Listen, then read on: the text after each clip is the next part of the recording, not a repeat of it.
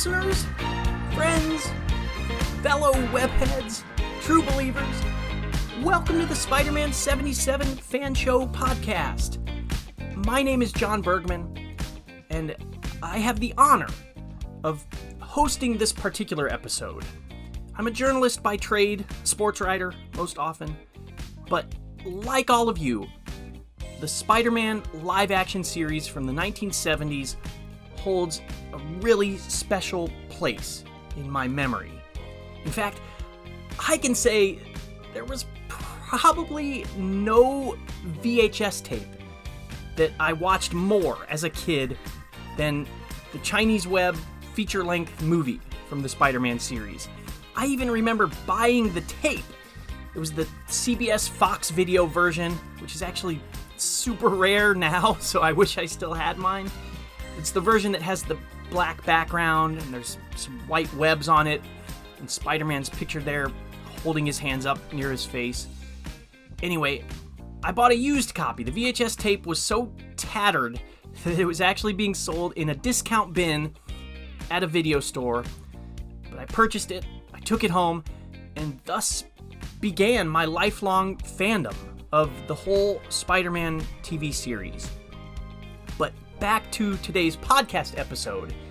It's actually pertinent to the Chinese Web that I just mentioned, because today's episode features an interview with Dana Kaproff, who did the music for the Chinese Web. He did the music for the whole second season of the Spider-Man show, and as we all know, that means that he was the creator of and the mastermind behind so many of those wonderful themes and the little riffs that we all love from the show. I'd like to think that Dana helped fill in a lot of blanks in this episode, answer a lot of questions and curiosities that have lingered about the Spider-Man music for decades now. So here it is, my chat with musician and composer Dana Kaproff.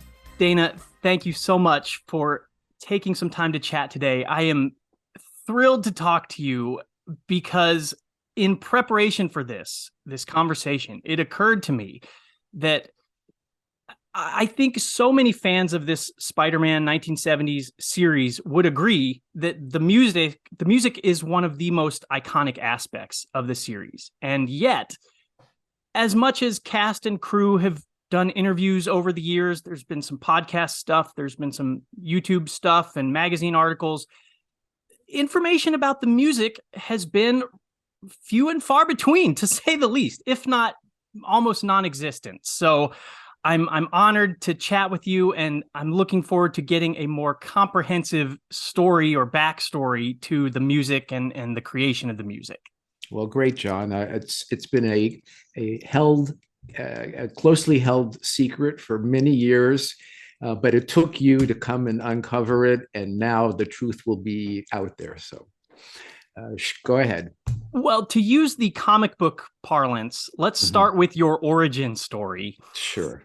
I read that your father was an accomplished musician, a violinist, a cellist, an LA studio musician. He was a cellist, but your uncle was also an accomplished musician, a violinist. And so when I hear that, I'm thinking your childhood must have just been so unique with your backyard, so to speak, being recording studios, professional, maybe film shoots or music venues. So can you tell me the story of what it was like growing up in such a musical household and musical environment? Sure. You know, it's good that you touch on that, because I did have a childhood that's pretty unique, and so might be of interest to others. Both my father and my uncle were born in New York, where I am now residing, and they both became successful studio musicians in New York City before moving to Los Angeles at an early time in TV. It was really a time where radio was still very strong. And so that was in the 40s. In the 40s, they moved. My father was a very accomplished classical cellist and had been in the New York Symphony with under Toscanini and so forth. So maybe a name your viewers and listeners won't know. But when he came to Los Angeles, he became very successful in both the film and the record business as a cellist, and he became what we call the first cellist. In other words, the cellist that sits in the first chair and directs the rest of the cello section as to how to, phrase certain things and play certain things. And he became the first cellist in both for some very, very famous film composers like Jerry Goldsmith and Elmer Bernstein and John Barry, to name a few. And he also became the first cellist of some very prominent record arrangers and producers like Marty Page, who did a lot of work with Frank Sinatra, and also Nelson Riddle, who did a lot of work for Frank Sinatra, and also Gene Page, who did so many arrangements for famous songs. So my father played on so many famous songs that your listeners would know from, I Am Woman and the Bee Gees, Staying Alive, and Rolling Stones and Beach Boys. My father played on what's the song? Good Vibrations. Yes, it's true. I came from a very unique background, and my family's was very close, in particular with Elmer Bernstein and Jerry Goldsmith. They were over at the house a lot. And so I grew up in that business. I also, as you alluded to, I went down to recording sessions where my father was playing both record sessions and live TV, because he used to do things like the live Carol Burnett show. I used to do the Judy Garland show, and I went down to lots of big film recording sessions, that big movies that people know, especially like with Jerry Goldsmith or Elmer Bernstein. And so I got to see filming being done, because I'd be down on the lot of 20th Century Fox or Paramount or MGM.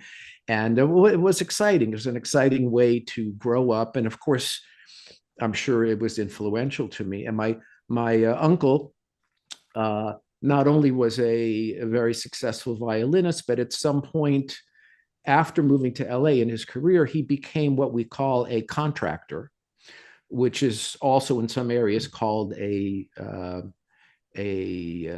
music an orchestra director or organizer, who is responsible for actually hiring the entire orchestra, making sure that everybody's there, making sure that all the right equipment was delivered, making sure that everybody gets paid and all the paperwork is done, and that everybody stays in line. Like sometimes at recording sessions, people can get a little too noisy or rambunctious, and as the contractor, he would say, "Okay, guys, come on, cut it," So so I really did grow up in the business, and that was a very unique childhood.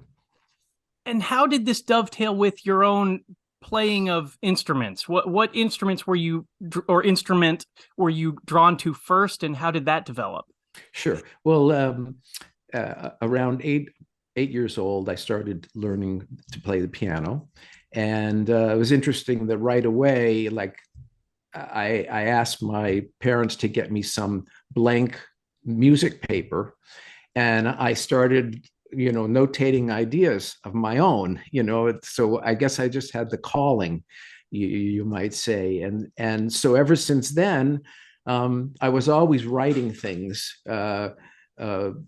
writing tunes or whatever. I got eventually into writing actual songs, whether they were instrumental or vocal. And I went to school, and I knew by the time I was going to college that I wanted to be a composer. So I just really focused on learning everything and anything about arranging, orchestrating, conducting, musical history, theory, and so forth. And just to prepare myself to get out into the real world, which I was anxious to do and did do at an early age. You mentioned several big names there. Elmer Bernstein, for example, a famous composer, Ten Commandments, Magnificent Seven, Great Escape, very heroic themed movies, very epic movies in scope. And then also Jerry Goldsmith, who later, from the time he would be sort of a mentor to you, of course, he would go on to do music for Rambo and Star Trek, Planet of the Apes, these very iconic movies in their own right. When you had those early ambitions of wanting to kind of compose, were you thinking, because of those people that had influenced you, were you thinking film and television was the area that you wanted to pursue for composing? I think so. I was also interested in songwriting, so I wouldn't say that it was just the pairing of music with moving images. I did like the idea of, and I was very, very into popular music at the time. But yes, certainly I thought that the whole idea of scoring film was exciting and interesting from a creative perspective. And I'd seen, and gone down to so many of these scores being recorded, and sometimes they were much more intimate. I mean, I know you mentioned both Elmer and Jerry.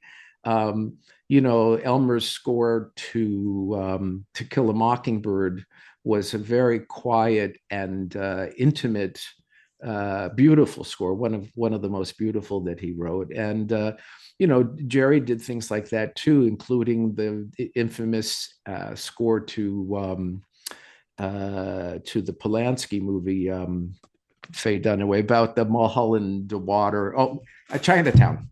Oh yeah. Oh, sure, yeah. sure. Polanski played a role in it. He didn't direct it. You mentioned some popular music of the era, and I want to hear more about that, because we should note this is the 1960s, 1970s, this time period that we're talking about when you're coming into adulthood, into college, into your music career. What kind of popular music were you gravitating towards? Rock music, any particular bands, or some maybe jazz music or anything like that? Right. It's interesting, John. I listened at it from a very early age to a lot of classical music, which I loved and still do very much. And when my parents got me my first record player, I had classical records playing, so I had Tchaikovsky piano concerto and Brahms piano concerto and things like that I loved.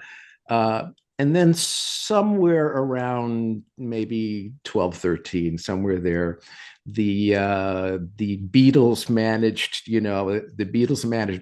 maybe with a little bit of Herman's Hermits and some other things going on, the Byrds and definitely the Rolling Stones started to creep into my listening, and I got into it. I really enjoyed it, and so I'd say those early groups, Beatles and the Stones, very, very influential. I didn't discover. My dad used to listen to some jazz, so I was familiar to some extent with that, and he had worked with and had some great jazz records of Andre Previn playing jazz piano. He used to have a trio and so forth. So I had that also as well, and Frank Sinatra, and my dad used to listen to Barbra Streisand, and so I did have a range of music, but I did get very much into popular music from right around that age. And then I really got I was very influenced early on by some of the people who did some interesting long longer sort of experimental pieces like Donovan and The Doors, and later on, sometimes these names escape me. The guy who did Moonshadow, Cat Stevens, who did some songs that were very long. There was even a song by a group two guys that I can't remember anymore their names, but the song went on for like about 8 minutes. And that was also kind of interesting because it wasn't just the typical 3-minute thing, but it was experimental and thoughtful. So all of these things kind of influenced me at the same time that I still did continue to listen to classical music and jazz and other types of music.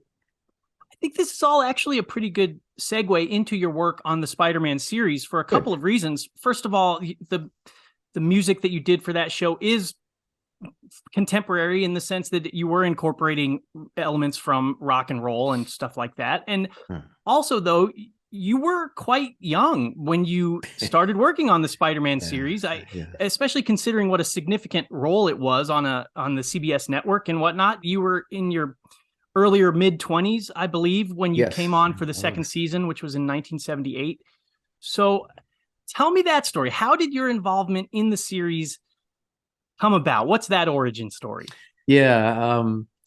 The producer, Lionel Siegel, who we called Lee, so Lee Siegel, was an acquaintance with the family, and he learned about me being a composer and working on things, and I'd already done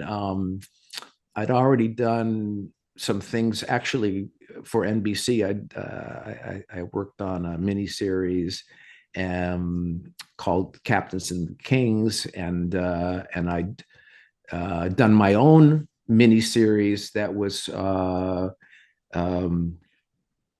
it was a war series. Boy, these names escape me, but it'll Once an Eagle. So like an 8-part miniseries, and this is before Spider-Man. So I'd already had a chance to kind of prove myself at a major network and on major projects. And so Lee was interested in giving me a shot, and I'm sure I must have played some stuff for him at some point. This is going back a ways, so please forgive me that I don't have a photographic remembrance of it. I don't know if Spider-Man is the first thing I did for Lee, because I know I did 2 other TV movies that he produced that weren't having to do with Spider-Man, and one was called Exo-Man. And I think I wrote that was 1977, EXO Man. And then right around the time that I was working on Spider-Man, and I don't know if it came before or after, I just can't remember, but I did another TV movie for him called The Ultimate Imposter. And so one way or another, I got the shot at doing Spider-Man, and doing Spider-Man the second season. Yeah, when you get that shot, do you have a frame of reference for Spider-Man? Were you a comic book reader in the 60s and 70s, or a completely blank canvas in your mind when you go into it? Completely blank. I never was a comic book person per se. Not that I had anything against it. It just wasn't something that I got into. And at the time, the appearance of comic book heroes had been more dealt with in a maybe in a campy way. Like Batman had been on TV, if I'm not mistaken, for a while, and it was being done in a very campy way they would show on the screen bam and whoosh, and the music was kind of campy big band sort of thing. And so I just came in. I mean, this Spider-Man had already been on for a season, and you'll probably be asking me this, so I'll just cut to the chase, which is that I think the first season, Stu Phillips was the composer, and it had a different theme. And when I got the shot at doing it, the first thing that occurred to me was I wanted to change the whole approach, the whole feel of the show. I wanted to, because I love storytelling. That's what I do with my music. I really kind of just want to bring out the story in a musical way. And I felt that Spider-Man could be much more exciting, youthful, contemporary music. And so I wanted to bring that kind of edge of what was happening in pop music at the time to the show, and give it that energy, because also Spider-Man said he's was a very energetic character, and a youthful character. I mean, the actor and the character itself were both youthful, and I thought that I could do some things with that. So that was where I wanted to go with it, and Lee liked that idea. Yeah, you mentioned the lineage a little bit, and it is pretty unique, the lineage, the personnel for the series. Even going way back before the first season, the pilot episode, a gentleman named Johnny Spence did the music. Johnny Spence had a prolific career in his own right. He worked with Tom Jones, Ella Fitzgerald, Bob Hope, all these kind of pillars of contemporary pop music. But he actually tragically died. He passed away a month before the pilot aired. I think he passed away in August of 1977.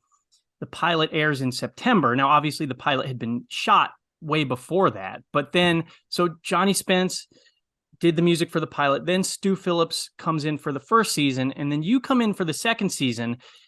But if you look at some of the end credits for the show, you're credited mostly for that whole second season. There is one episode called The Con Caper, for what it's worth, where it's you and Stu are both credited in the second season, which I always kind of found a little interesting.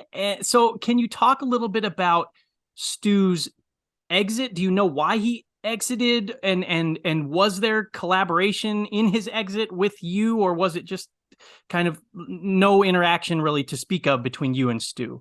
Yeah, well, a funny backstory about Stu is that when I first got into the business after coming out of college, I apprenticed with Stu.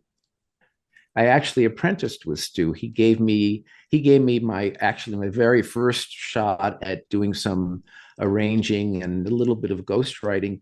At the time, he was writing music for the series McCloud, and he was also writing music for another series that I don't remember the name of, but it was another TV series. And very nice guy, and he liked my work, and we got along. And then all of a sudden, I started getting my own work that was completely separate from him, and so I was kind of off on my own. By the time I got involved with Spider-Man, I didn't even know that Stu was working on the show. I had no contact with him in regards to the show, and I don't remember specifically any conversations with Lee, the producer, about Stu and his music. Other than that, I was being given a clean slate to create a new theme and to take a new approach. I don't remember anything about them saying something about what they didn't like or what they did like or anything like that. But I just know that they were looking for something different. Now, a couple things that you and your listeners might not know is that in situations like this, the composer, especially in episodic TV back then, it's pretty low on the totem pole. If you look at the credits of one of these shows, you'll see that there's multiple producers, there's executive producers, then of course there's the whole network involved and all of the creative and non-creative people who have say-sos in things. So the composer is not really privy to the machinations going on behind the scenes about a lot of things, including creative things. I only dealt with Lee, so I wasn't getting input from multiple sources. And my guess is the only reason why there was a credit that was split between Stu and myself was that it was not uncommon at the time, if there was existing music for a series, let's say from a previous season, and for whatever reason, maybe because they went back in and they edited something after, let's say I recorded the music for the show, and then they edited something and something didn't work, and they said, oh, there was a piece of music from season 1 that we could put in there. And so that's what they would do. And then, to be fair, then they would credit both composers because of that factor. So it wasn't that there was any co-composing going on. I'm sure that was the explanation for that. Well, and if you said maybe that you only really corresponded directly with Lee, which is, I wanted to mention another name to you, which was Sure. John Fresco, who was credited as the music supervisor for the series. And I was curious when I read that, not knowing much about how network television works. I was going to ask you, who is John Fresco? What does a music supervisor do? How much oversight did he have in this process? That's funny. I hadn't heard that name in a long time. Johnny Fresco. Johnny was a character, very nice guy, but like one of those bigger than life guys. And he didn't really have involvement. I think his job was to make sure that everything went smoothly and everything got done. And maybe he was a liaison where there's the brass say, here's the budget, and here's the schedule when we need the music by such and such time. And so that in those days, the music supervisor was essentially a coordinator to make sure that everything was happening and when it should happen. Yeah.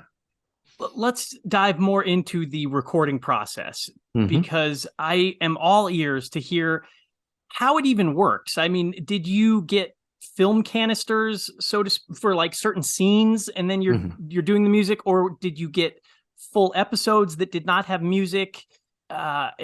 I'm every single detail you can think of, down to where were you what studio were you recording these great tracks in? I'm a captive audience. Sure. Well, gosh, things have changed so much over the years as technology has advanced. But I was able to get the beginning of my composing career was just about the time that they were switching from having to do things on moviolas, which is what the people who mentored me had to sit there with the moviola and then use that as their reference. And I think I was able to get into having a 3/4 inch video version of the film. I think that I remember having some big, huge behemoth of a machine, and started to do that. Also, another thing that would happen is at the time, I would have a music editor, and the way that a typical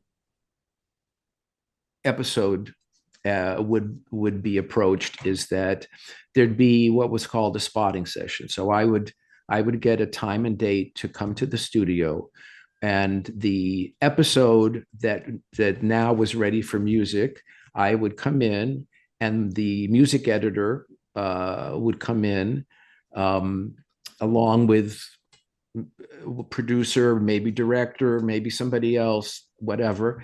And we would sit in a little theater. We would run the film.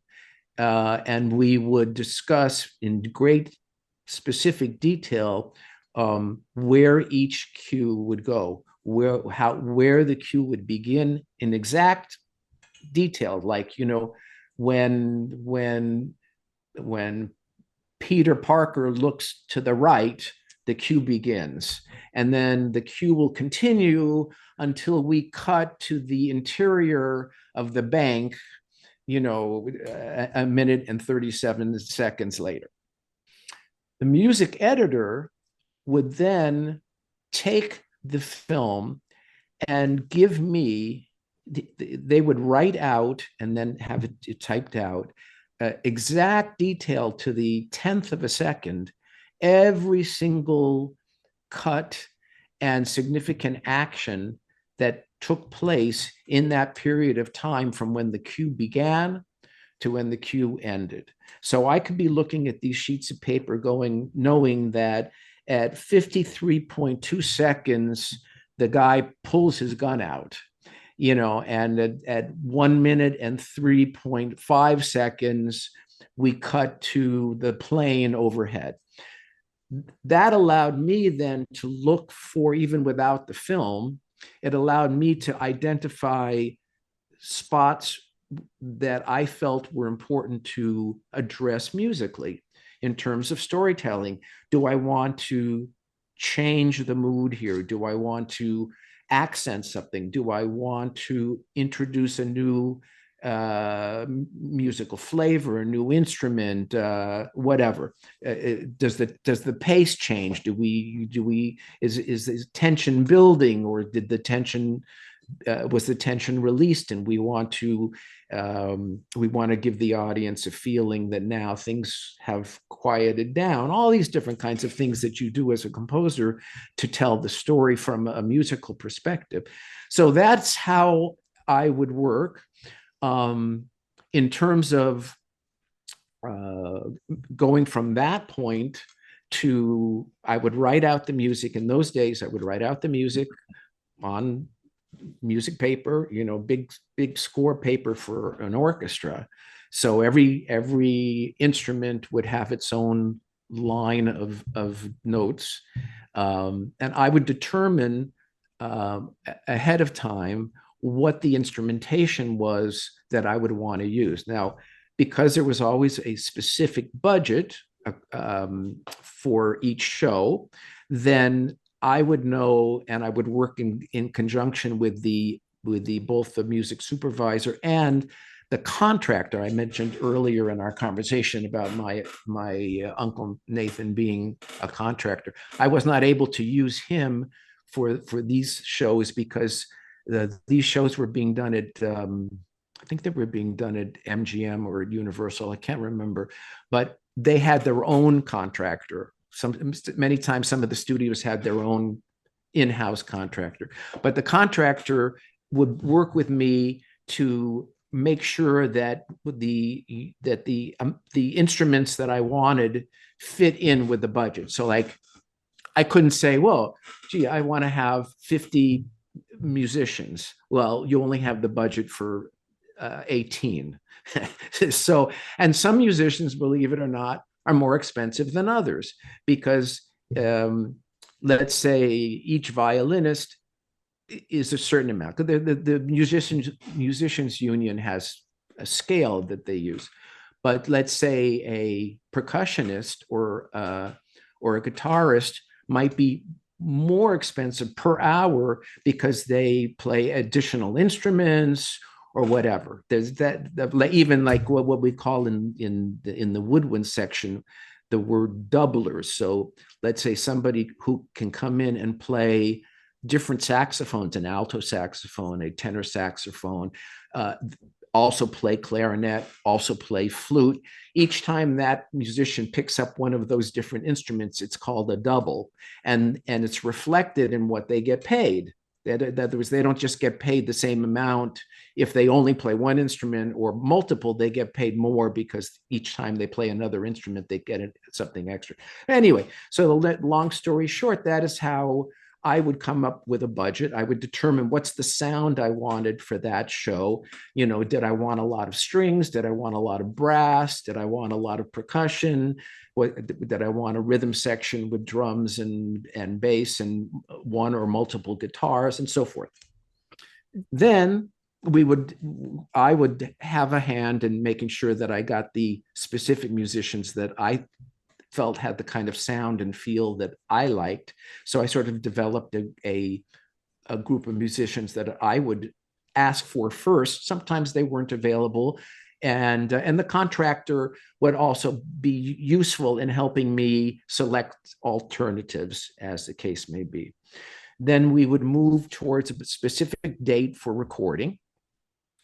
I would have then, always have worked under deadline. So I would know that on March 17th, we were going to have a session at MGM. And these musicians would be called to show up for that. The session begins at 10 a.m. I'm given it, just like because of the budget, it's not just the amount of musicians, but it's the amount of hours that I can afford to be using those musicians. So there's a limit. Let's say that I can only have them for a 3-hour session. I would have to finish writing the music in time to get the music to a copyist. So there was always a copyist involved, somebody who would take the scores that I had handwritten. Then they have to take those scores and they have to write out individual parts for each musician to then be on the musician's music stand so that they are just looking at their part. So that's a whole nother segment that takes place. And there has to be a bit of lead time because I can't suddenly dump all that on the copyist, an hour before the recording session. They have to have some lead time too. So I would normally be handing things to the copyist over, say, the course of the week or so that I'm working on the music, and maybe be down to the last cue or two the day before the session. I show up, I'm the conductor.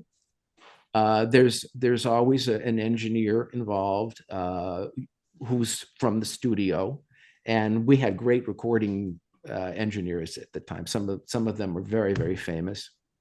I know Danny Wallen and some other people that are well known. And then I would get up and I would start rehearsing the orchestra for the whatever particular cue I chose to begin with. And I would know, if there was a particular spot in the cue that might be more difficult than others, because there isn't time to just rehearse everything a lot. And these are great musicians who are great sight readers, and they can look at something and they can almost play it perfectly the first time around. So that's a must. You have to have people like that. And then we, since time also was a factor, we would move as quickly as possible to record the music there. And sometimes, sometimes there would be a mistake or something, you have to, if the mistake was noticeable, we would go back and fix it. And sometimes, the music supervisor might say, well, we have to move on. And you just say, okay, we move on, and we did it as good as it's going to get. And so that's sort of the general overall. Now, you may want me to go into some specifics, but I wanted to just give you the sort of start to finish of how that gets done. Well, I think one of the good things that we've established there is the show is famous for being shot mostly in Los Angeles, despite the fact that it's presented in the show to be New York City. But aside from some shots here and there, most of it was shot in Los Angeles. So it sounds like the music then was done in Los Angeles. Absolutely. As well.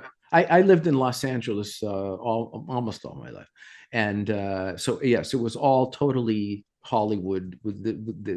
I was there, and that's where I did the bulk of my music work over the past lifetime. I want to give credit where it is due as much as we can, as much as the memory can be conjured up. I know you said the personnel was changing and it depended on what the scene was, the situation was, but in a lot of your music from the series, I hear prominently drums, bass. Of course, there's that real famous guitar, the kind of wah-wah guitar sound. There's some piano or maybe some sort of electric piano. There's saxophone. Can you recall any of the musicians that were part of this ever-changing troupe that you had? Sure, I can. The guitarists that I tended to use at the time were George Deering, who's very well known, Dennis Budimir, John Gu, and on drums I used Harvey Mason a lot, and I used Hal Blaine, and I used Larry Bunker on occasion, and then for synth programming, I used Randy Kerber, and I used I wrote it down here. One second, because I wanted to give him credit.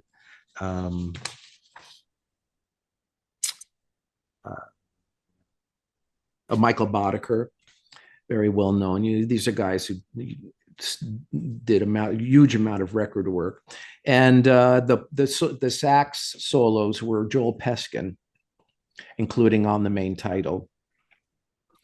So the percussionists I used to use were people like Emil Richards, Kenny Watson, and I do have a story, a funny story about the main title.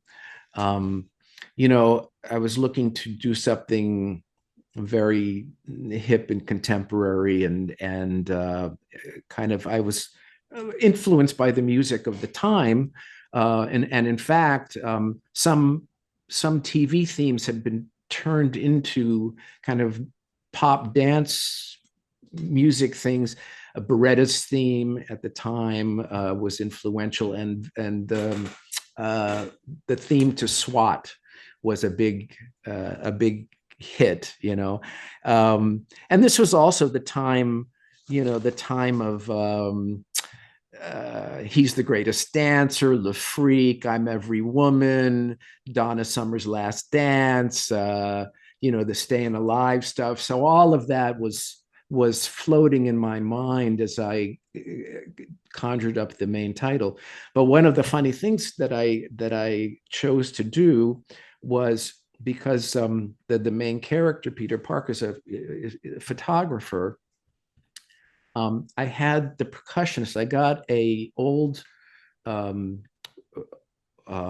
camera, an Oriflex, and we actually had at the recording session, we had a table in front of the orchestra with the camera and a mic, a big mic with a boom coming down to the camera, and it was the percussionist's job to click in time to the music, and then he'd have to advance the thing to advance the film to be able to click again.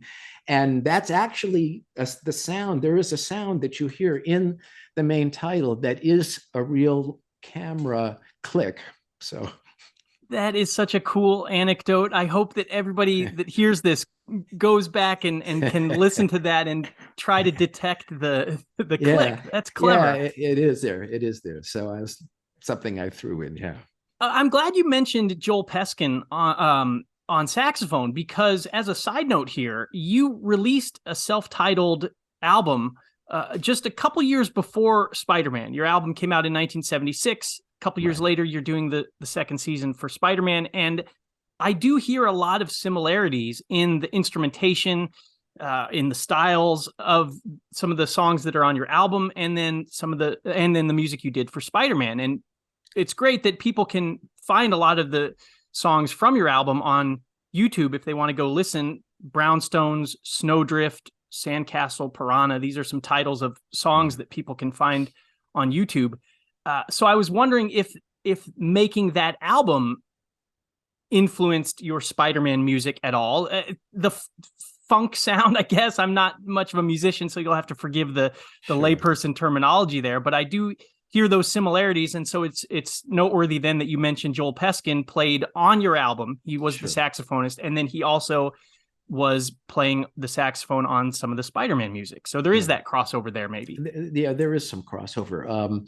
Yes, that album, which I worked very hard on, and has become a collector's item and is going to be reissued. I just signed with a record company called Mad About Records, who do interesting reissues.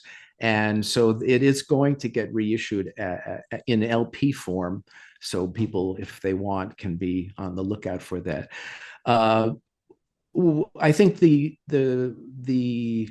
way best to describe the relationship between the record and the Spider-Man music is in a couple ways. One is, of course, as a composer, I have my creative sensibilities. That's who I am. And of course, I change over the years, but at that time, which was really, the record was 76, and I think I was writing Spider-Man in 78 or something. So the record, which was totally from me, I wasn't doing it for anybody else. So it was very reflective of my thinking and my creative sensibilities at that time. It was my statement. It was what I wanted to put out there and what I was into. So to that extent, it's not really surprising that style is then heard when I had an opportunity to bring sort of what I felt was a contemporary, hip kind of popular music angle to the Spider-Man show, that I would use that in conjunction with, because then in Spider-Man also you do hear classical influences where there's brass and there's strings and there's other types of music that are befitting to other dramatic beats in the show. And then at the same time also, the guys that worked on the album with me, who got paid like next to nothing because they were also kind of up and coming like I was. They're just kind of fresh out of college and looking to get into the business. And I think they saw working with me as also an opportunity to stretch and get out there. And so when I had an opportunity to kind of pay forward, I did. And Joel's a wonderful player. He's still out there playing, and at the time I said, well, let's have Joel play the sax, and I mentioned John Gu. John Gu also was on the album, and I mentioned that he was one of the guitar players that I constantly tried to use on the Spider-Man shows. I didn't continue with the bass player. The bass players, I used to use the contractor, like to use, there were some great guys, Larry, I think it was Larry Brown, and Dominic Genova. So I kind of went with that. The same thing with the drums. Sometimes, especially you're a fledgling, and you have to kind of pick and choose where you're going to take a risk and where you're going to let the contractor say, use these people because they're here day in and day out and they know what they're doing. So there's kind of a mixture of that. I want to be cognizant of your time, of our time. The sort of a downer of a subject for people that are fans of this series is the cancellation of the show, which unfortunately came just after the second season there. It gets canceled in 1979, despite consistent strong ratings on CBS by all accounts. The rumor, or kind of the going theory, is that the CBS executives didn't want to risk being labeled the quote the superhero network or something like that, because they also had the Incredible Hulk TV series at the time. What do you remember about the end of the show? Was there ever any chatter, or was there some momentum prior to that for additional Spider-Man seasons that you can recall?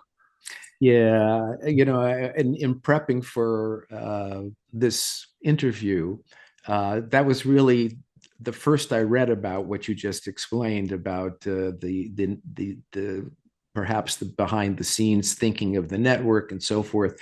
And I honestly don't remember being privy to any of the discussions about the show going forward.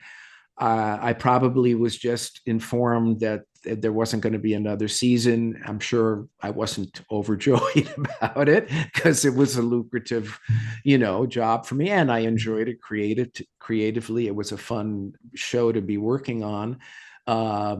So I wasn't happy about that. I kind of feel like the 2 hour movie, the dragon. I feel like that came at the end rather than the beginning. Is that true? That's correct. That is the bookend. Now looking back, that's the bookend for the whole series. That was the end of it. And I was very excited to be, doing a movie because it was sort of an expansion from just the individual episodes.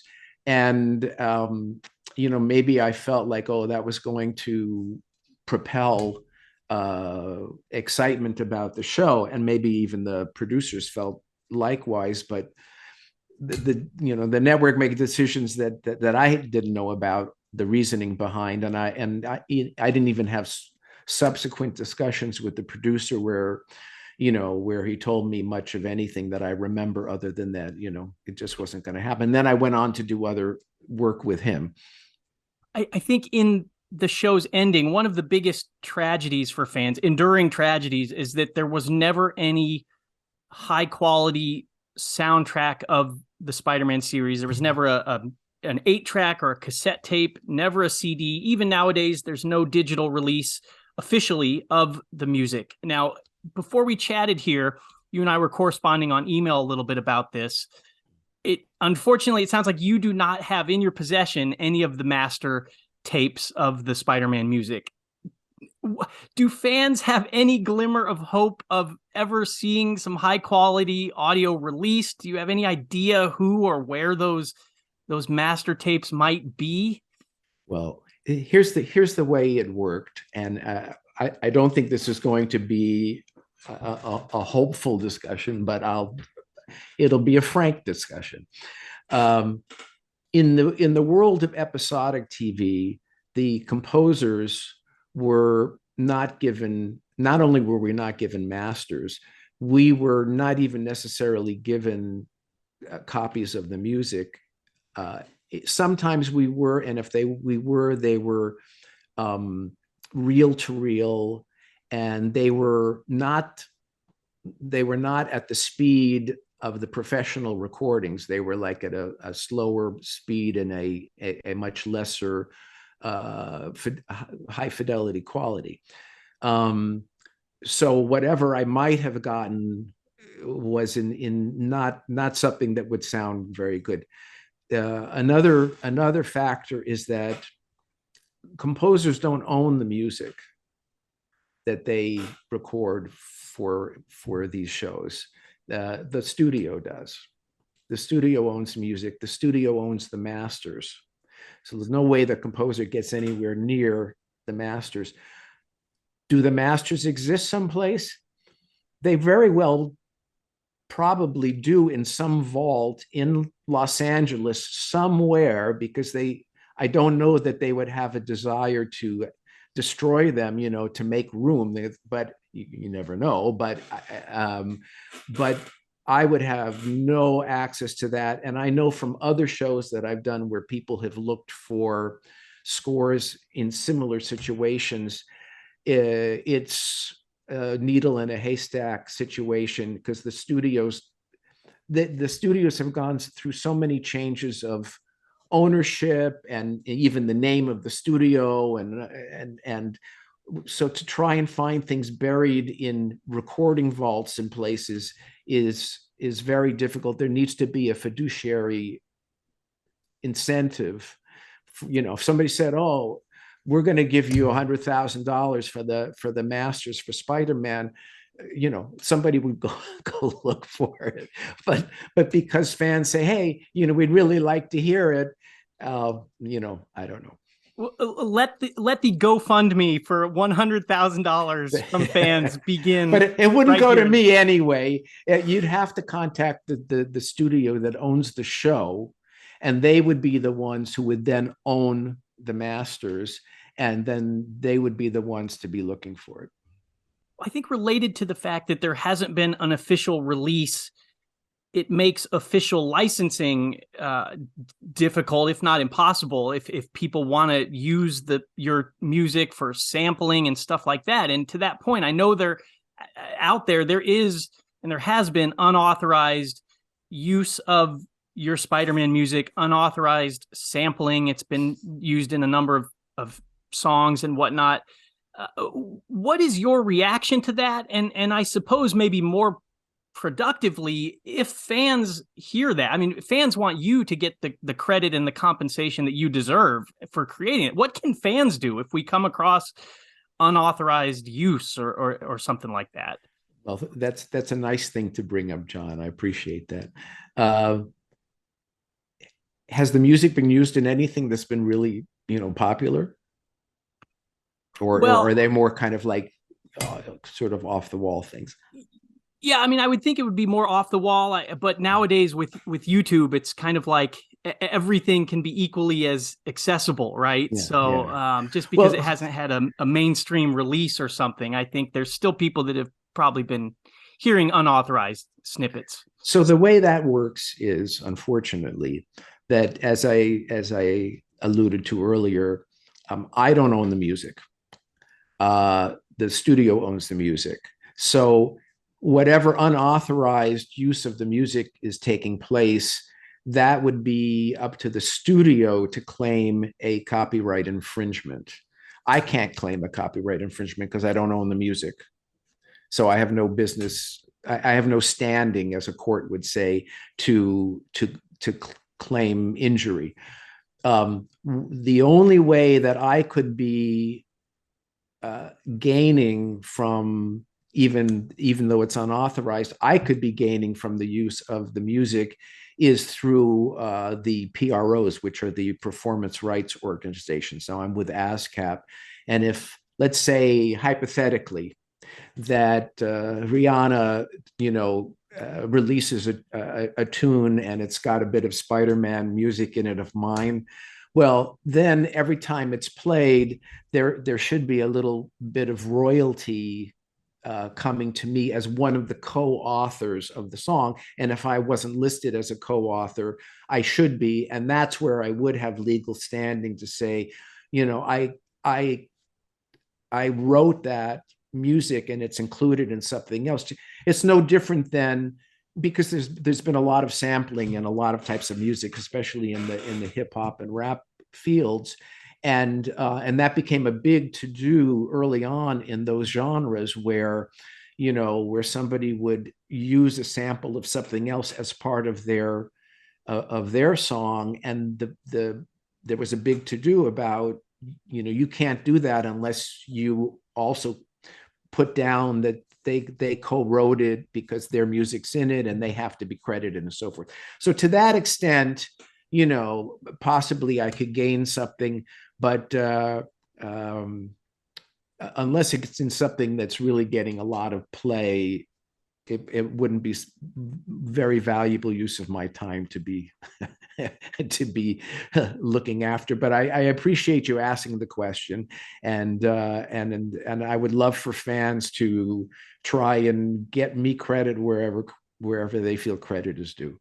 Yeah, I mean, if nothing else, at least in a comment section or something, identify you as the creator. No, parenthetically, I when you first contacted me, and I just kind of did a Google search of Spider-Man TV series, and I found, like, right away, I found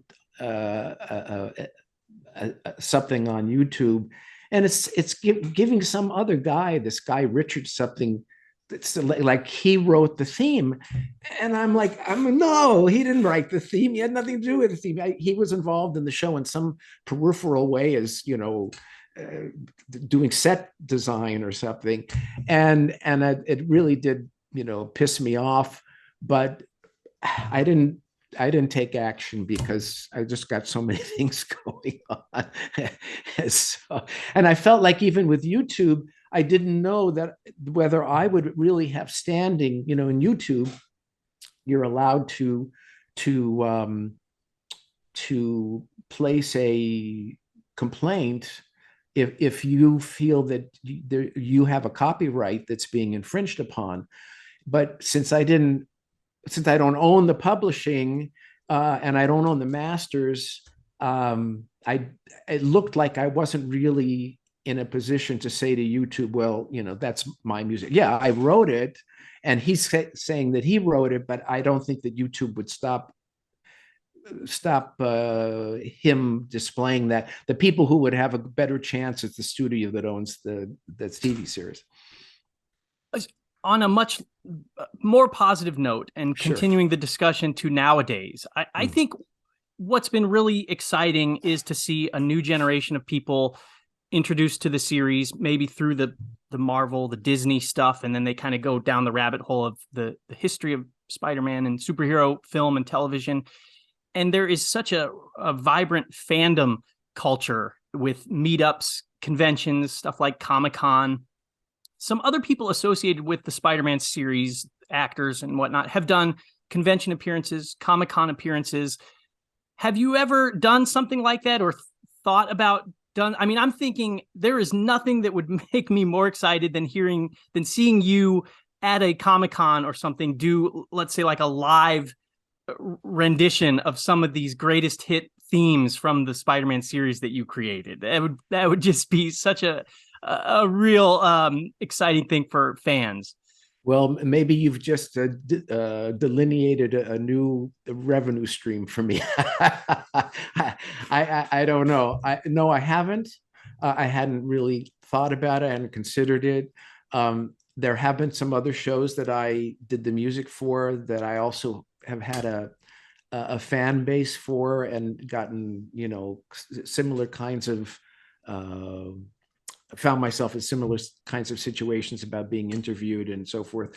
Falcon Crest was one of them. I wrote the theme and music to Starman, the TV series that has its own following. So I love this. I love that there's fans. I love that they're enthusiastic and that they want to know everything about it, everything. And I think it's great. So I wouldn't be opposed to, nor refuse to be involved in these things, but it's not something that I really thought about or pursued. Well, if it's not clear in all the wonderful details that you shared, I think the overarching tone I get is that you look back on your experience during doing the Spider-Man series just with a lot of reverence, very fondly. It was a time that it was very formative in a lot of ways, from the sound of it, to your career, the rest of your career. So it's great to hear that it holds such a nice place in your memory, as I know it does to so many fans. Absolutely. It was a fun, exciting project to get hold of at a very early age, and to be able to fashion a sound, an identity for the show. As a composer, that's really as a composer for film, that's really the most exciting opportunity, is for somebody to say, look, we think you're creative.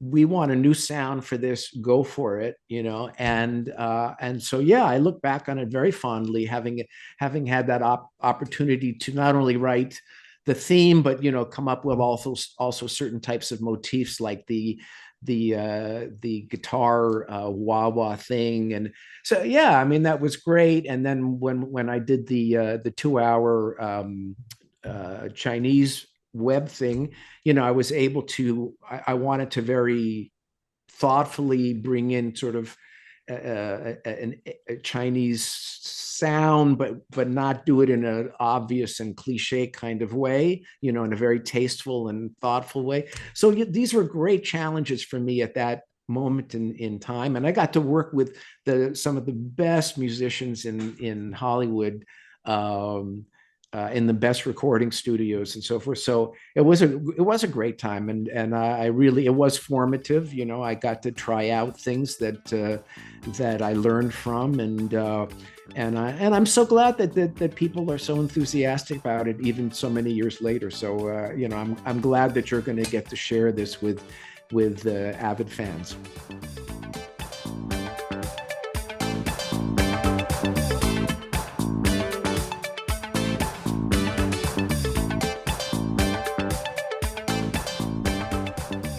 Thanks for listening to today's episode, and sincere thanks to Dana for coming on the show. Definitely go browse Dana's website to learn more about his career and to hear a bunch of his music.